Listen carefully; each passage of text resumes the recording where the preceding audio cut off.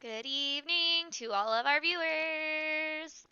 Hey, hi, hello. Welcome to another night of Pathfinder with your fabulous crew that you guys see here.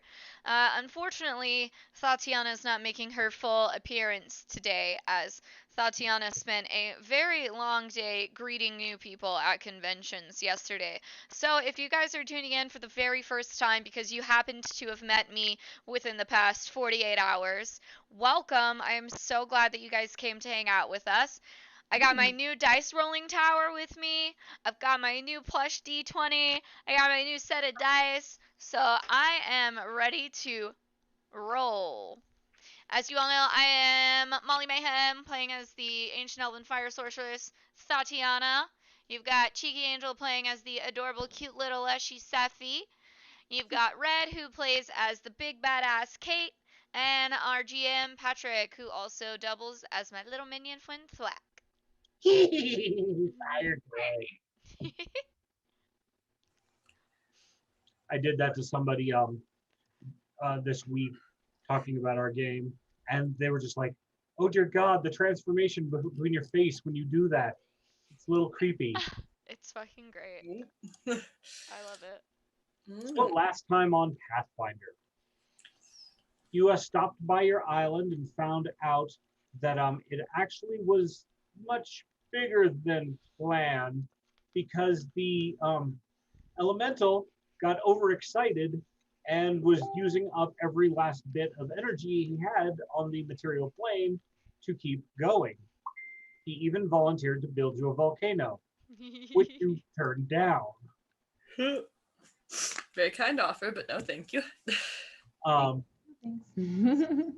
one piece of things that he did say in passing that he built you a nice set of caves. So you might have to find out what all is going on in the caves that he built you. That's true. He did comment that he had started a nice crystal farm growth area, and that it'll be very spectacular in a couple thousand years. That's good. Yeah. Remember, this is also spectacular on the scale of an earth elemental. So, what does that mean? Crystal lattices you could build a house out of? I don't know. Or maybe he just likes really fancy, fine, tiny gems. Could be. But the dwarves and the halfling are busy going from just building a tavern to a full village on your island, which in a few years might be fully self-sustainable given the amount of land and so forth you've got. Yeah.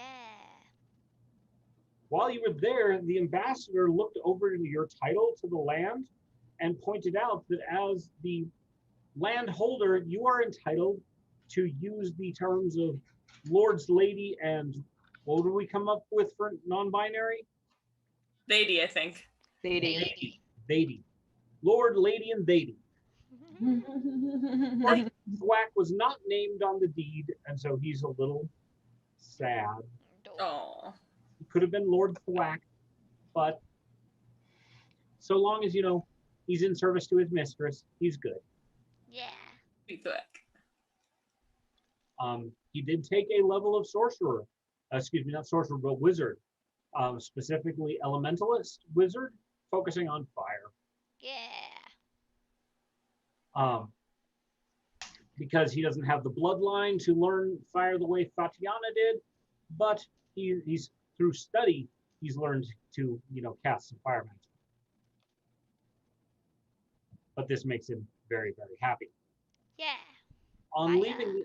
leaving the island in a few days of sail, headed south, the bottom of the ocean came up to meet you. And it turns out to be a giant sea turtle that was disturbed by the recent earthquakes from a collapsing island and somebody dredging the sea. Who would have done such an inconsiderate thing? Right. Fucking rude. Got woken up early from his 1,000-year slumber and decided, fuck this, I'm leaving the neighborhood, and managed to take your ship along with him. He also decided that the land dwellers on his back construed parasites, and so he washed them off by submerging and you guys almost getting pulled down. Yeah, almost. Almost being the operative term there. Right.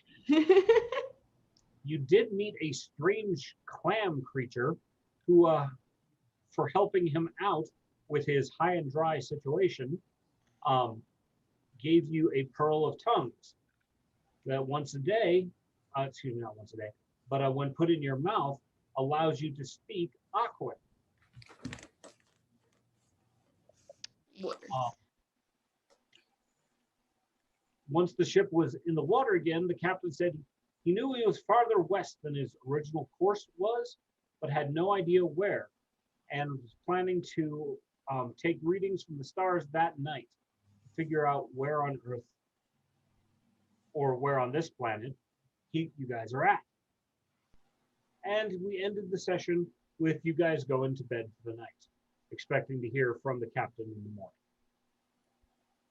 Yeah, he better have word for us. He'll have words. What those words are. So, any questions? Don't think so. Good.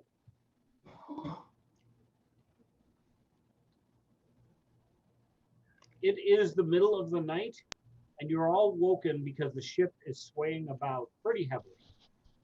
God damn it, we were supposed to rest. Already we're getting woken up. It's been such a long day. Hopefully Kara- nobody's vomiting. Bless. When you come up above deck, you find that the reason for the swaying is that a storm has rolled in, and the captain is working diligently with his crew to maintain order. We're all gonna die here. No, So, we're not. Don't one worry. of my personal Got your rules back. is I will never have some mass event that you can't do a damn thing about kill you. That's No, good. we just need to have enough water breathing potions to survive. That's all. First of all, Kate has a bunch of water breathing potions. Also, Kate has a bunch of experience with storms. Okay, we're good. And Well, you get up there and help. you also have the conch shell that would call the merfolk if you needed it. Oh shit. Yeah, speaking of, I have access to the character sheet and I just haven't freaking looked at it yet. So, but I have it. Good. So, checking in with the captain, he still doesn't know where you guys are because the storm rolled in at too much cloud cover for him to take any decent readings. Still knows that you're farther west than you ought to be, and given his estimations, his best plan is to sail north and see if he can find some shelter, because he should be closer to land on the north side of the Great Inner Sea than on the south.